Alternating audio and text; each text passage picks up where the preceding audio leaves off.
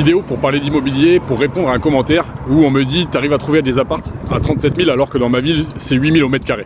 8 000 € le mètre carré. » Alors, les commentaires que j'ai, ils sont très intéressants et il y a pas mal de personnes, ils pensent des choses qui sont absurdes. Et c'est pour ça en fait que malheureusement, vos croyances, elles vous foutent en l'air, elles vous empêchent d'aller loin dans le business. Il y a pas mal de choses, vous pensez qu'elles sont vraies. Vous pensez que ce que vous voyez, ce que vous avez en tête, c'est vrai. Et en fait, non, c'est juste que vous n'en avez aucune expérience. Alors malheureusement pour vous, si vous pensez vraiment avoir la vérité entre vos deux oreilles, dans vos neurones, ben, malheureusement, vous n'irez pas loin. Et j'ai entre 30 et 35 apparts. En dessous, mon guide pour bien l'acheter pour éviter les grandes erreurs. Tu peux le télécharger, c'est gratuit. Tu peux ne pas le télécharger si tu veux faire le con, te tromper, faire plein d'erreurs. Et pour être expérimenté, ben, je te conseille de le regarder comme tu veux. Fais ce que tu veux. Mais il y a des gens qui me disent 37 000 € des apparts. Ben, c'est pas possible. Alors déjà, il y a des villes où le prix au mètre carré est pas très élevé.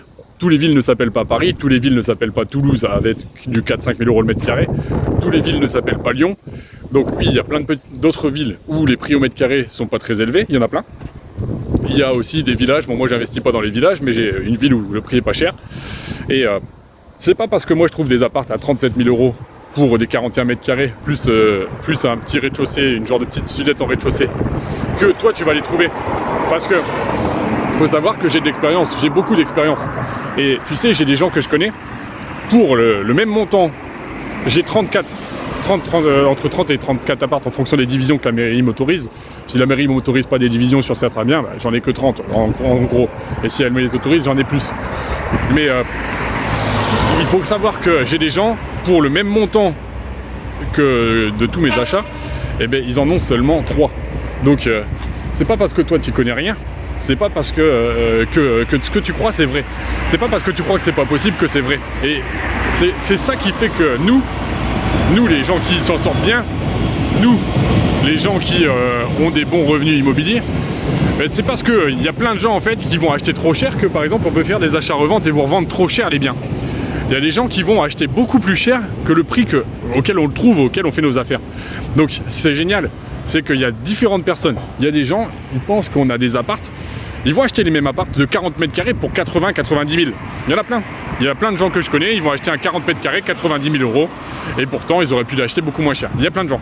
Mais ça c'est génial. C'est génial par exemple pour faire des achats-reventes. Pour faire des achats-reventes, des gens qui vont acheter leur résidence principale avec un petit coup de cœur, tu peux leur en foutre pour le budget auquel ils croient qu'il faut qu'ils achètent. Donc ça c'est bien. Il y a plein de potes à moi, des apparts de 70 mètres carrés avec terrasse, comme j'ai, ben, ils vont les acheter 150 000 €. Sauf que moi je les aurais eu à 50 000 balles.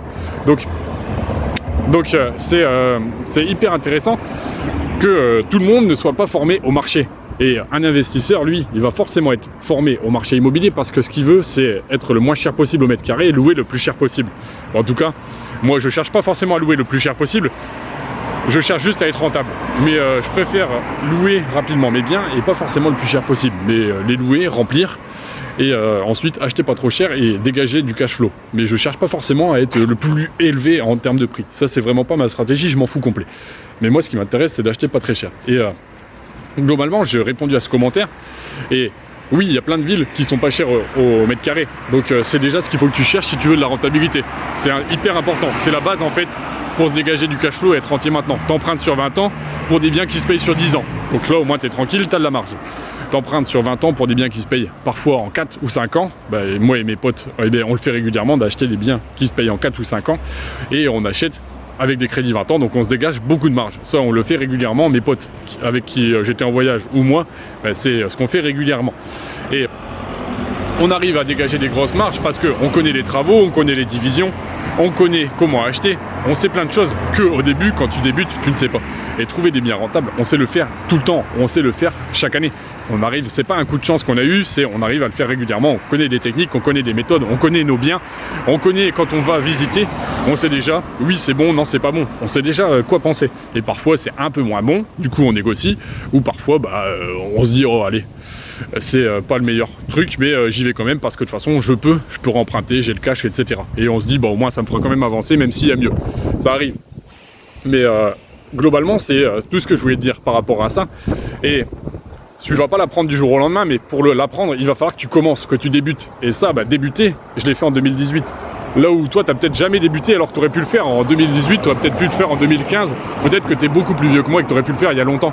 Parce que si tu as 60 ans, bah, tu aurais pu le faire il y a longtemps, bien plus longtemps que moi, parce que je pense que faire des crédits, avoir un CDI, etc., c'est des choses que tu as déjà validées et que tu aurais pu le faire il y a bien longtemps. Là où moi, à l'époque où j'ai commencé, j'étais peut-être plus fragile que toi. Mais maintenant, comme j'ai fait beaucoup de choses, je suis beaucoup plus solide que toi.